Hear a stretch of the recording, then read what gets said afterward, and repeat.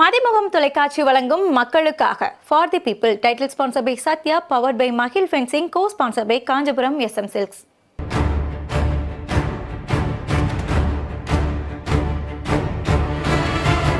பாஜகவோடு இனி எந்த காலத்திலும் கூட்டணியை வைக்க மாட்டேன் என்ற அம்மையார் ஜெயலலிதாவை பேச வைத்தது இந்த தமிழ்நாடு. மதமாற்ற தடை சட்டம் என்று சனாதனத்தை கொண்டு வந்தார்களா, அதை திரும்ப பெற வைத்தது தமிழ்நாடு.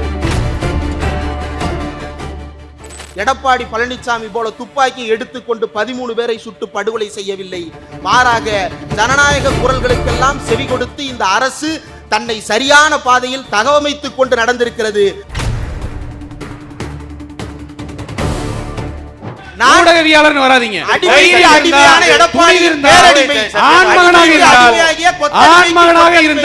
ஆண்மகனாக இருந்தால் பரம்பரை கொத்தடிமை நான் சொல்லிட்டு உட்காருங்க.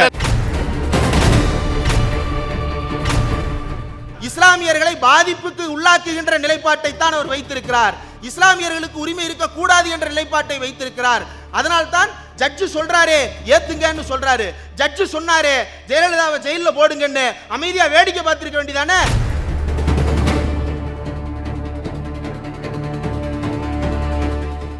ஒரு 10 நிமிஷம் டைம் முடிஞ்சு. இதுதான் இவருடைய அநாகரிகம். அறிவாலய வாட்ச்மேனுக்கு போட்டியா இருக்கிற நிறைய பேர் வாட்ச்மேனாக இருக்கக்கூடிய பல பேர் இருக்கிறார்கள். நான் என்ன சொல்றேன், ஆர்எஸ்எஸ்-இன் அறிவாலய வாட்ச்மேனுக்கு போட்டியாக ஆர்எஸ்எஸ்-இன் வாட்ச்மேன்கள் இங்கே வந்து பல பேர் இருக்கிறார்கள்.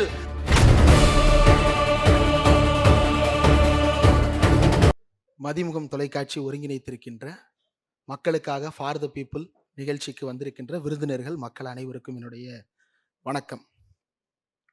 முதல்ல ஒரு விஷயத்தை நான் சுட்டிக்காட்ட விரும்புகிறேன். எனக்கு முன்னால இந்த சைட்ல இருந்து தோழர் நாகநந்தினி அவர்கள் பேசினார். பேசிய போது திராவிட முன்னேற்ற கழகத்தின் சார்பில் வந்திருந்த நண்பர்கள் அனைவரும் கைதட்டி அவரை உற்சாகப்படுத்தினார்கள். நன்றி.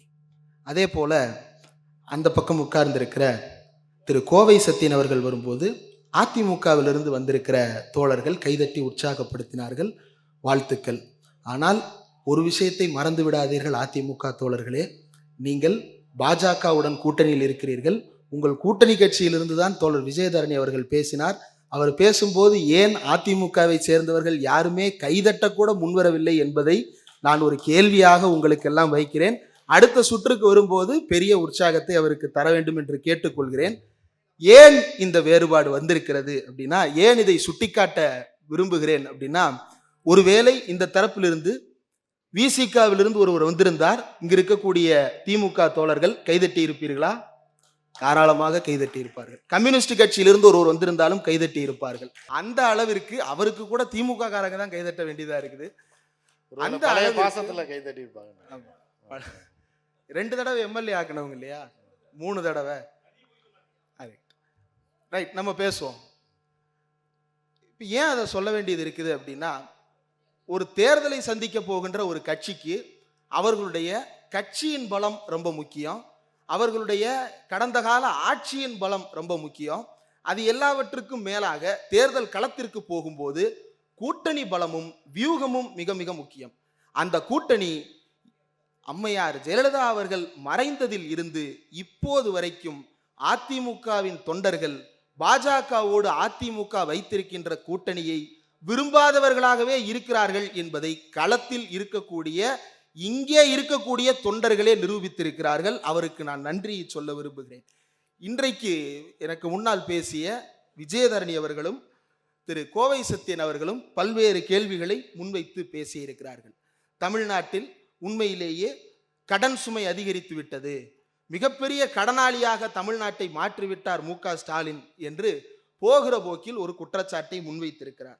ஒவ்வொரு மாநில அரசும் எவ்வளவு கடன் வாங்க முடியும் என்பதை ஒன்றிய அரசு நிர்ணயம் செய்கிறது. அந்த மாநிலத்தினுடைய மொத்த உற்பத்திக்கும் மொத்த கடனுக்கும் எவ்வளவு விகிதம் இருக்க வேண்டும் என்பதை நிதிக்குழு 5 ஆண்டுகளுக்கு ஒரு முறை தீர்மானம் செய்கிறது.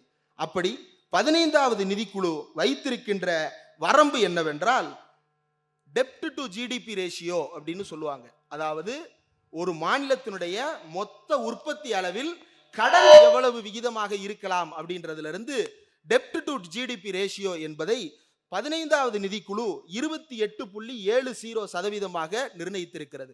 தமிழ்நாடு 26.43% என்று ஒன்றிய அரசாங்கம் அமைத்த நிதிக்குழு என்ன வரம்பை விதித்ததோ அதற்கு உட்பட்டுத்தான் தமிழ்நாடு கடன் வாங்கி இருக்கிறது. அதற்கு மேல் தமிழ்நாடு கடன் வாங்க வேண்டும் என்றால் ஒன்றிய அரசு அதற்கு அனுமதி தராது. அப்படி ஒரு கடனை வாங்கவே முடியாது. ஒன்றிய அரசின் ஒப்புதல் இல்லாமல் மாநில அரசாங்கத்தால் ஒரு கடனை எங்கிருந்தும் வாங்க முடியாது. ஆகவே அளவுக்கு மீறி கடன் வாங்கி விட்டது தமிழ்நாடு என்று சொல்வது பச்சை பொய்.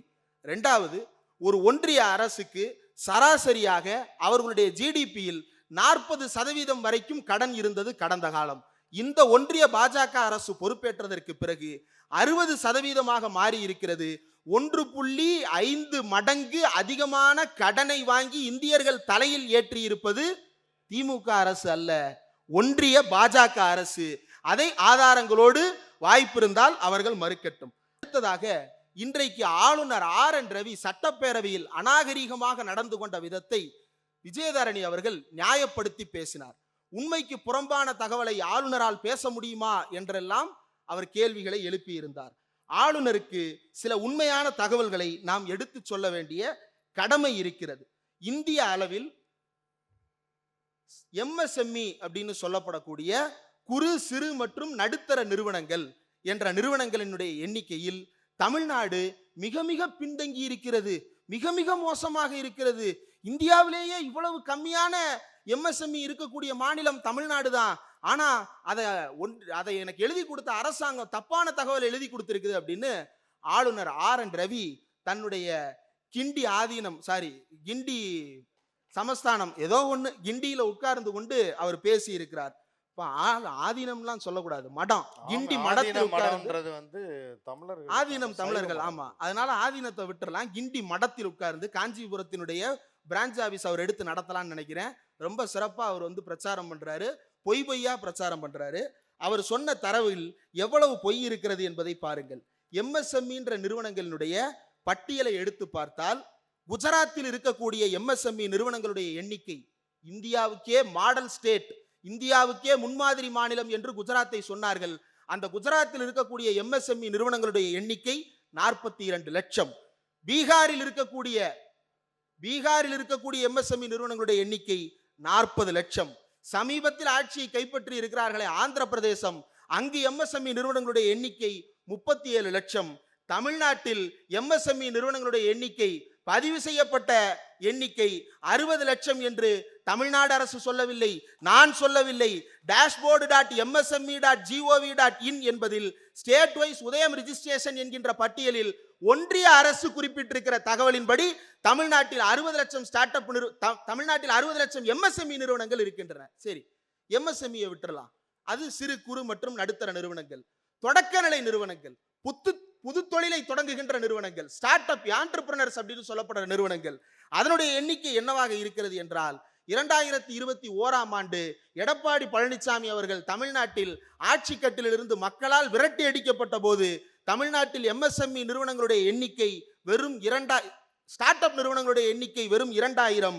2021 2024ஆம் ஆண்டுக்குள் தமிழ்நாட்டில் ஸ்டார்ட் அப் நிறுவனங்களுடைய எண்ணிக்கை 12,000 உயர்ந்திருக்கிறது. அந்த 12,000 ஸ்டார்ட் அப் நிறுவனங்களில் 6,800 ஸ்டார்ட் அப் நிறுவனங்களுக்கு மேல் பெண்கள் தொடங்கிய ஸ்டார்ட் அப் நிறுவனம். தமிழ்நாட்டில் பெண்களுக்கு பாதுகாப்பு இல்லை என்று சொல்கிறார்களே, பாதுகாப்பு இல்லாத மாநிலத்தில் தான் பெண்கள் தொழில் தொடங்க முன்வந்திருக்கிறார்களா? ஒன்றிய அளவில் வேலைக்கு போகின்ற பெண்களுடைய எண்ணிக்கையில் தமிழ்நாட்டு பெண்களுடைய சதவீதம் எவ்வளவு என்று எடுத்து பார்த்தால், ஒன்றிய அளவில் வேலைக்கு போகின்ற பெண்களுடைய சதவீதத்தில் இந்தியா முழுக்க 100 பெண்கள் வேலைக்கு போகிறார்கள் என்றால் அதில் 42 பெண்கள் தமிழ்நாட்டை சேர்ந்தவர்கள். இது ஒன்றிய அரசு கொடுத்த தகவல். பாதுகாப்பில்லாத ஒரு மாநிலத்தில் இவ்வளவு பெண்கள் வேலைக்கு போக மாட்டார்கள், பாதுகாப்பில்லாத ஒரு மாநிலத்தில் இவ்வளவு பெண்கள் தொழில் தொடங்க மாட்டார்கள் என்றால் எதிர்க்கட்சிகள் சரியான திசையில் விமர்சனத்தை வைக்காமல், அரசுக்கு வழிகாட்ட வேண்டிய பொறுப்பை உணர்ந்து கொள்ளாமல் தவறான திசையில் சென்று கொண்டிருக்கிறார்கள். பெண்களுக்கு எதிரான வன்கொடுமைகள் நாடு முழுக்க நடந்து கொண்டிருக்கிறது. அப்படி நாடு முழுக்க நடக்கின்ற பெண்களுக்கு எதிரான வன்கொடுமை சம்பவங்களினுடைய அடித்தளம் என்ன என்பது பற்றி சர்வதேச அளவில் ஆய்வுகள் நடைபெற்று இருக்கின்றன. இவர்கள் சொல்லுவதுபடி இந்தியாவில், தமிழ்நாட்டில் பெண்களுக்கு எதிரான குற்றம் அதிகரிப்பதற்கு காரணமாக இவர்கள் சொல்வது சட்டம் ஒழுங்கு, சட்டம் ஒழுங்கு, சட்டம் ஒழுங்கு.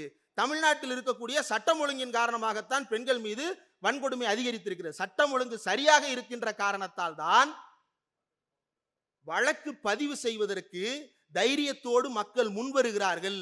இது பலரும் கவனிக்க தவறுகின்ற விஷயம்.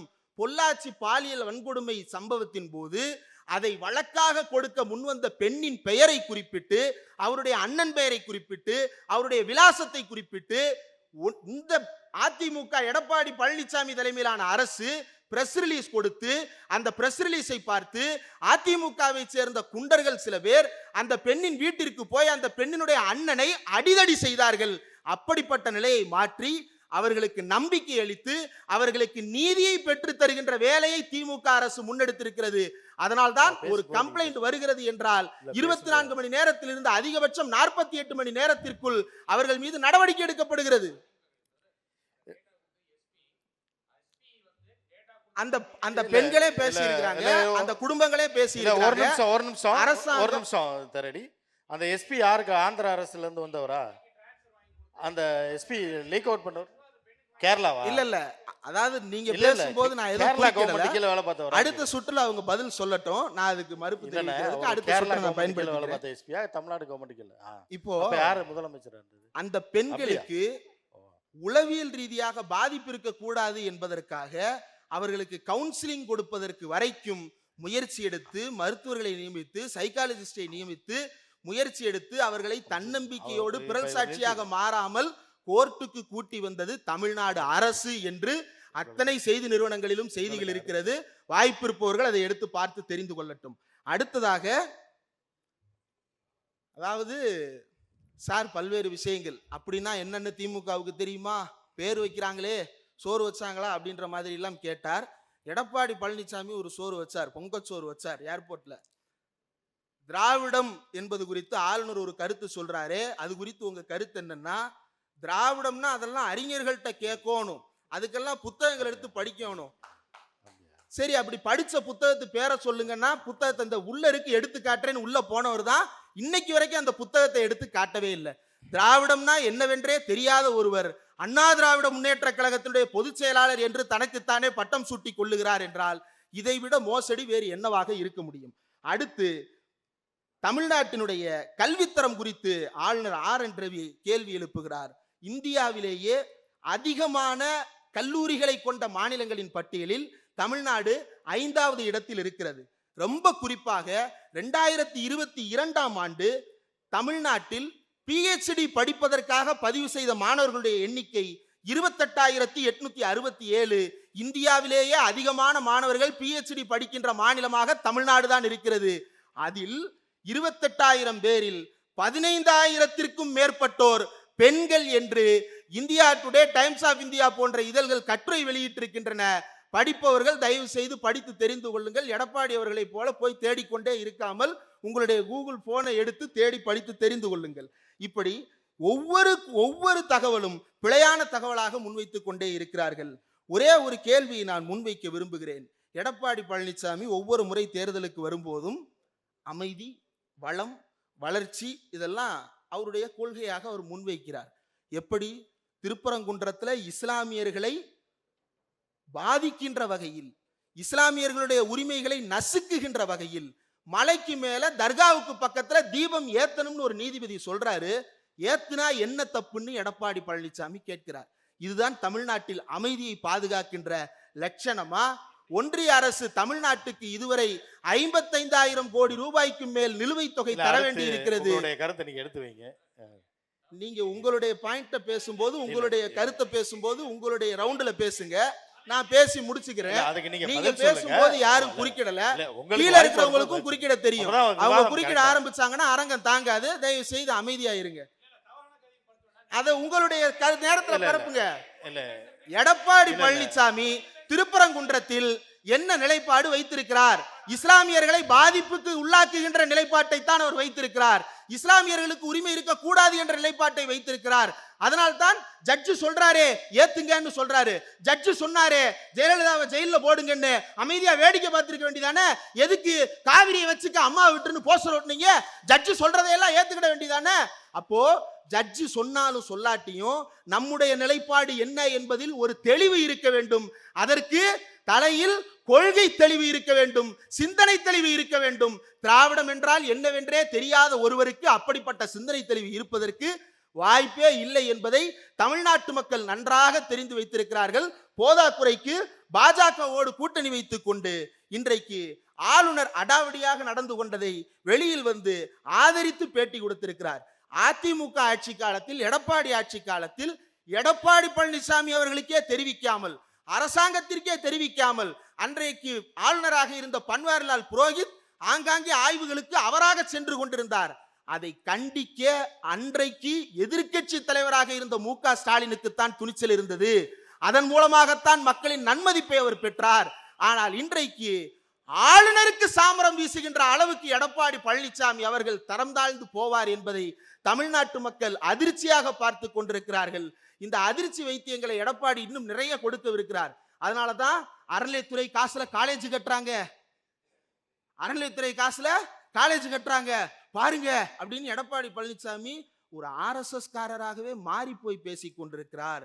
RSS காரராக மாறி போன ஒருவரை முன்னாள் பேசிய விஜயதாரணி அவர்கள் ஓப்பனிங்ல ஒன்னு சொன்னார். RSSல இடையில சேர்க்க மாட்டாங்க, சின்ன வயசுல இருந்தே சேரணும். சின்ன வயசு பிஜேபில சேர்ப்பாங்க. அப்ப அவர் சின்ன வயசுல இருந்தே ட்ரைனிங்ல இருந்திருப்பாரோ என்னவோ. அதை எடப்பாடி பழனிசாமி கேட்கணும். கேட்டா அவர் உடனே சொல்லுவாரா? அவர் உள்ள போய் தேடி பார்க்கணும் பாரு, பார்த்து எடுத்துட்டு வரட்டும், அதுக்கப்புறம் பார்த்துக்கலாம். விஜயதாரணி அவர்கள் ஓப்பனிங்லேயே சொன்னாங்க, பாஜகவை பற்றி தமிழ்நாட்டுக்கு ஒரு கருத்து இருக்கிறது அப்படின்னு.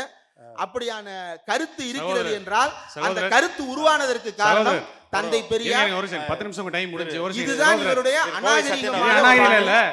ஒரே ஒரு நாகரிகமான ஒரு விமர்சனம். அநாகரிகமான 2 நிமிடம் பொருளாதார நிபுணர், சுகாதாரத்துறை நிபுணர், அப்புறம் அறிவியல் அறிஞர், டாக்டர், வக்கீல் சொல்லி அறிவாலய வாட்ச்மேனுக்கு போட்டியா இருக்கிற நிறைய பேரு வாட்ச்மேனாக இருக்கக்கூடிய பல பேர் இருக்கிறார்கள். நான் என்ன சொல்றேன், ஆர்எஸ்எஸ்ஸின் அறிவாலய வாட்ச்மேனுக்கு போட்டியாக ஆர்எஸ்எஸ்ஸின் வாட்ச்மேன்கள் இங்கே வந்து பல பேர் இருக்கிறார்கள். அவர்களிடம் பாதுகாப்பாக இருக்கிறார்கள் என்பதை கோவை சத்யன் அவர்களே உங்களுக்கு அறிவாலய மக்களின் ஆதரவு இருக்கிறது. அநாகரிகமாக இடைமறித்து மைக்கை பிடித்து கத்திக் கொண்டிருப்பவர்களுக்கு நான் அடுத்த சுற்றில் பதில் சொல்கிறேன். ஆதரித்த தோழர்களுக்கு நன்றி. நான் என்ன சொல்றேன்னா, ஊடகவியாளர் இல்லாம நான் வந்து அறிவாலய வாட்ச்மேன் போட்டு வாங்க. அந்த நெஞ்சுரமும் துணிச்சலோடு வருபவர்களுக்கு என்ன விமர்சனம் வைத்தாலும் நான் தரேன். அறிவாலய வாட்ச்மேனாக இல்லாமல், அறிவாலய வாட்ச்மேனாக இல்லாமல் நான் ஊடகவியாளர் அல்ல. நான் ஆர்எஸ்எஸ் அடிவரடி ஸ்டெர்லைட்டை ஆதரித்தவர் நீங்க, RN ரவியை ஆதரித்தவர் நீங்க. பரம்பரை கொத்தடிமை உங்களுக்கு இடமில்லை என்பதை மக்கள் நிரூபிப்பார்கள். நான் பரம்பரை கொத்தடிமையை விஞ்சுகின்ற பரம்பரை கொத்தடிமை. நான் அறிவாலய வாட்ச்மேனுடன் போட்டி போடுகிறேன். நான் இன்பநிதிக்கு சாமரம் வீசுகிறேன். பாருங்க, ஊடகவியாளர் வராதீங்க, ஊடகவியாளர் வராதீங்க.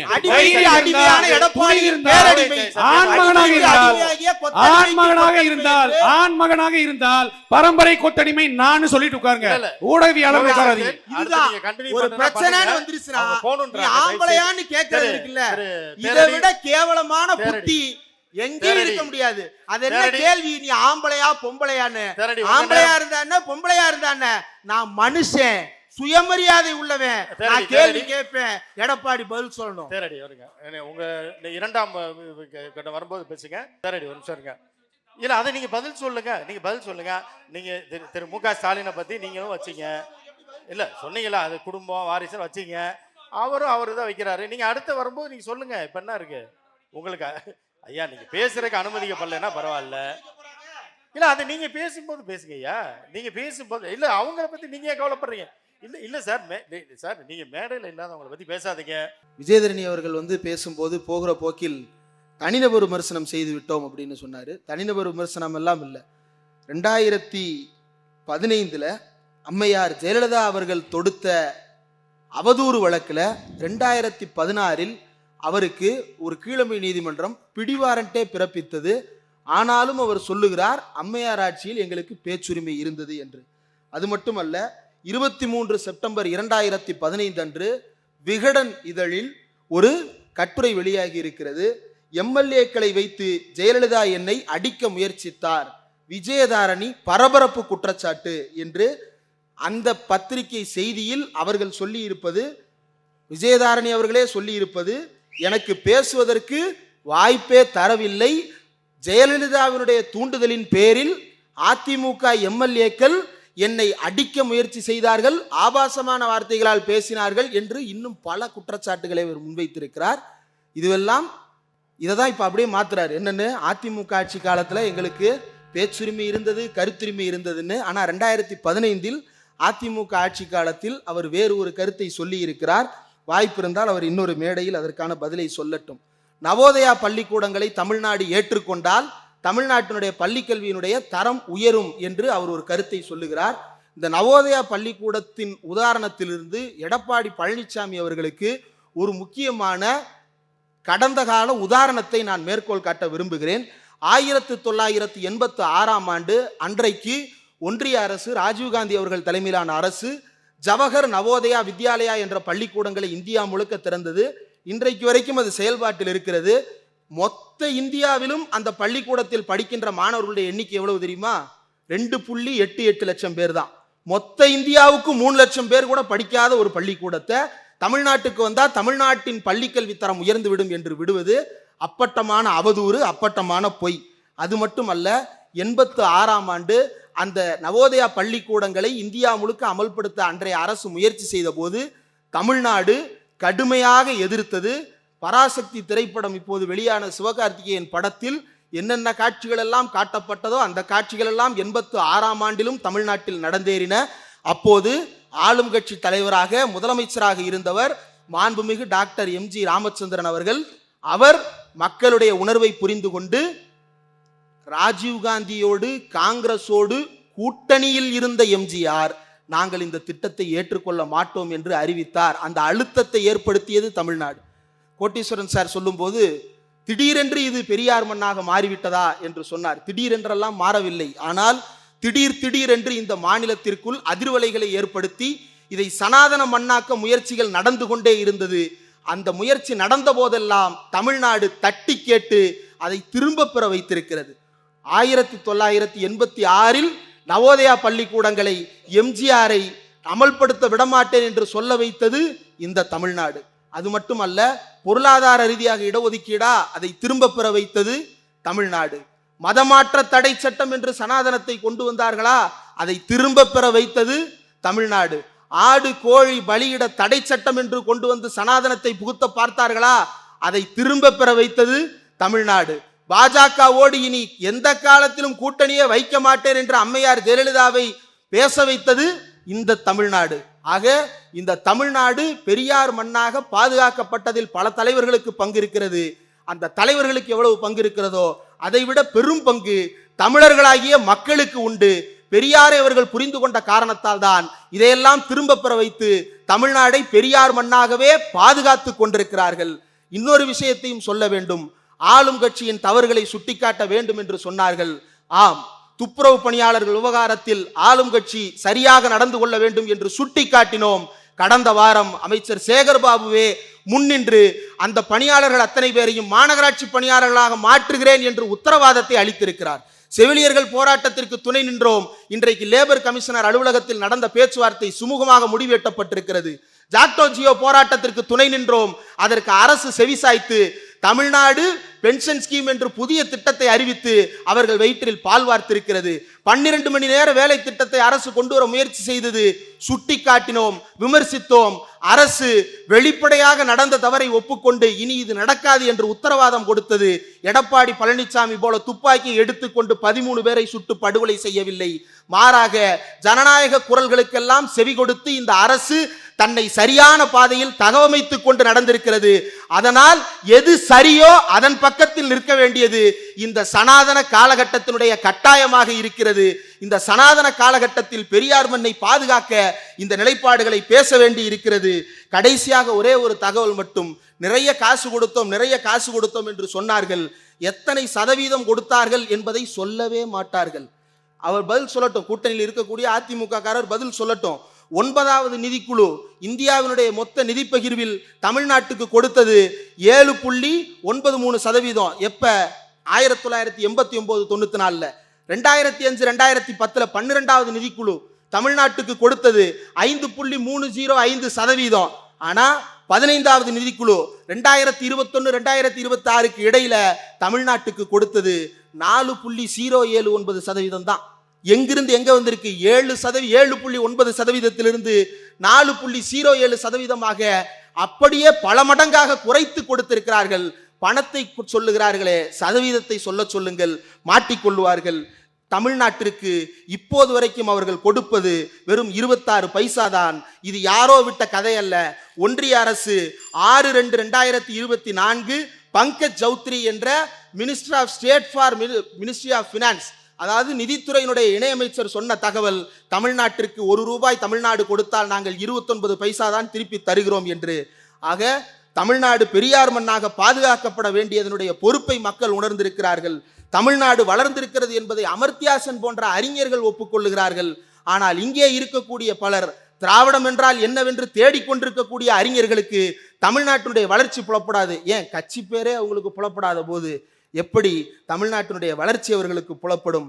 தமிழர்கள் தெளிவாக இருக்கிறார்கள். சமூக நீதியின் பக்கம் நிற்கிறார்கள், இந்தியா கூட்டணியின் பக்கம் நிற்கிறார்கள், மதசார்பற்ற முற்போக்கு கூட்டணியின் பக்கம் இருக்கிறார்கள், திமுகவின் பக்கம் இருக்கிறார்கள், முத்துவேல் கருணாநிதி ஸ்டாலின் பக்கம் இருக்கிறார்கள். மதிமுகம் தொலைக்காட்சி வழங்கும் மக்களுக்காக for the people title sponsor by Sathya, powered by Magil fencing, co sponsor by Kanchipuram SM Silks.